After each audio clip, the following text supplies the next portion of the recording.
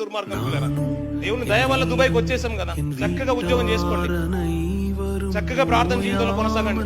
ఆ కష్టంలో నుంచి బాధల నుంచి బయటికి రావడానికి సావాసాలు ఉన్న విషయం అనేది మర్చిపోకండి పిల్లలు. నిజంగా నీకు సానుకూలత కావాలంటే, ప్రశాంతత కావాలంటే సావాసానికి రండి పిల్లలు. ఆయన కాపుదల మన చుట్టూ ఉంటే పిల్లలు ఇలాంటి ఎన్ని అపాయాలు వచ్చినా గానీ మనల్ని తప్పిస్తారు పిల్లలు. ఒకటి లేకపోతున్నందుకు తిరుగు ప్రయాణం వెళ్ళిపోయేవారు చాలా మంది ఉన్నారు పిల్లలు.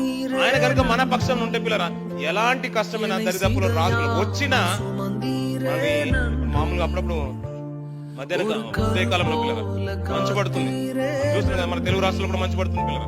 తెల్లవాళ్ళు ఏం కనిపించట్లేదన్న పిల్లలు. ఆ చలికి విపరీతం అయిపోయి చాలా మందికి ఆస్తమా ఇవన్నీ విపరీతమైన రోగాలు వస్తున్నాయి. అది కొంత కట్టమే పిల్లరా. సూర్యుడు ఉదయించగానే ఏమైపోతుంది అంతా కూడా మబ్బు తొలగిపోయినట్టుగా తొలిగిపోతాయి పిల్లరా.